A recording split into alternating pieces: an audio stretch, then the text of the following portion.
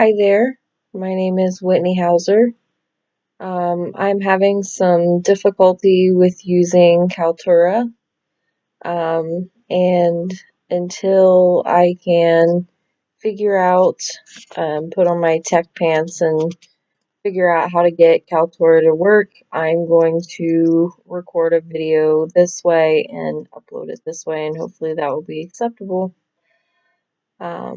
So I was assigned the second case, and I'm just going to, or the second case study, I'm going to walk through the 7 steps that Gorski outlined for analyzing the case study. So, step 1, the problem. The problem really can be seen in 2 ways. The teacher in the scenario felt as though the students were being disrespectful. He felt as though the students were being disrespectful of the material that was being taught and disrespectful towards the guest teacher. That's one way to see the problem. And another way to see the problem from the student's point of view is that um, they felt disrespected. The students did. So there are really 2 ways to view the problem. It just depends on which side you're kind of viewing it from. They were feeling disrespected by the lesson itself and by the guest teacher. So for step 2, we kind of try to analyze the situation from everybody's point of view. The students, from their point of view, they may have felt slighted and put down, honestly.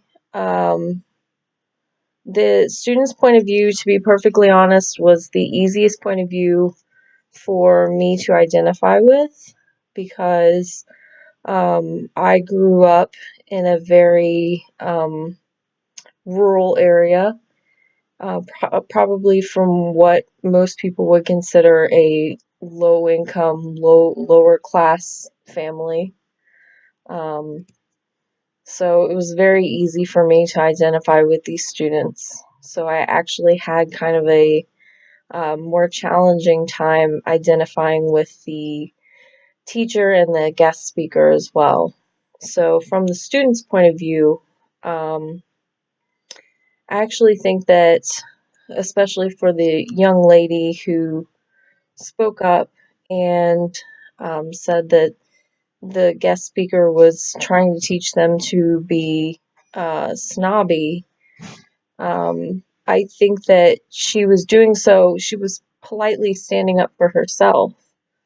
And that's coming from my background, that's sort of what you're taught to do. You're taught to not allow people from a background that's necessarily higher than yourself or city folk, I guess you could say.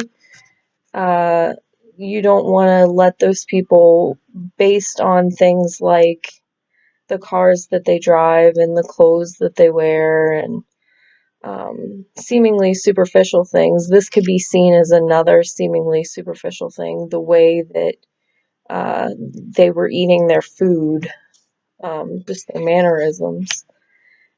She didn't want to feel like she was less than this person because of her mannerisms. So she was standing up for herself and saying, no, that's not the case. So I can kind of identify with that. As far as the teacher, I believe that he just wants what's best for the students, and he wants the best opportunities for them for now and for the future. So to keep these opportunities going and hopefully to not ruin the current situation or have the situation go awry so that further or future opportunities can come up and so that they can experience as much as possible in the future. I imagine that's probably where he's coming from because it does seem like in the reading that he means well. Um, and he probably also doesn't want the students to embarrass themselves or embarrass him to some degree. There's probably I think, a little bit of that in there. And as far as the guest teacher, she was a little bit trickier for me to understand. Um, or it was a little bit harder for me to understand her point of view, I should say. Um, I think she's used to things being a certain way, and they've been that way for a long time for her. And I think she just wants them to succeed at dinner time etiquette. So um, I think that she just came across in a negative manner, but it wasn't necessarily negative to her. As for step 3, the challenge in the situation lies within the opportunity. The students have the opportunity to expand their horizons, um, but I don't think that that opportunity should come with the classism or the.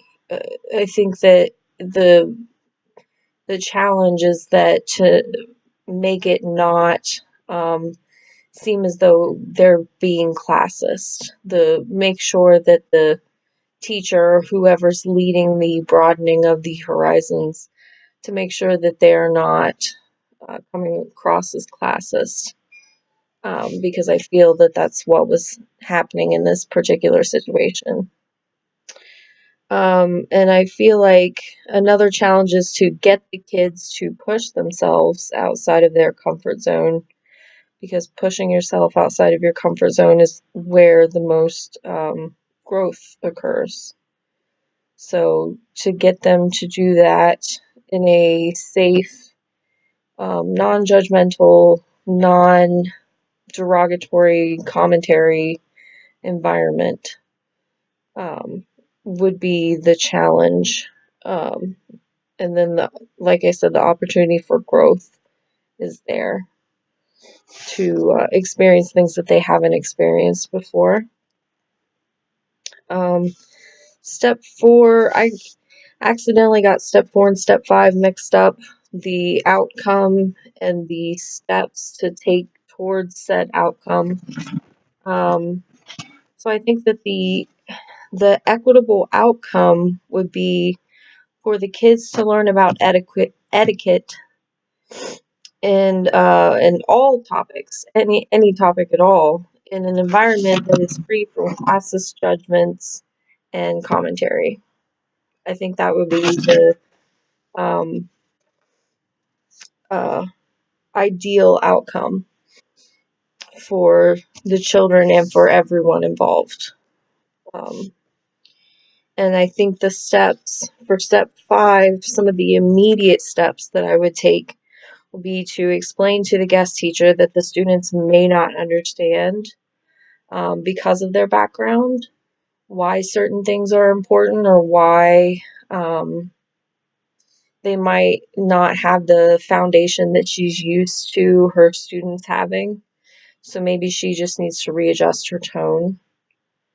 Um, then, so just have an aside with her. And then maybe just another possibility would be to have an etiquette teacher that is from, has a similar background to the children. So maybe comes from a lower class family and knows where they're coming from, but can also teach them some etiquette.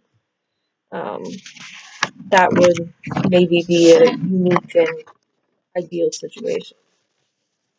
Um, for the step 6, for the long term, um, I think that all guests should be approved of by someone within the school that has had experience with that person.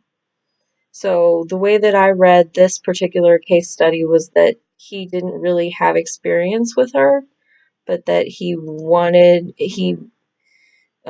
that she was a good teacher, so he wanted her to come into the classroom, and with good reason, because he wanted the best for his students.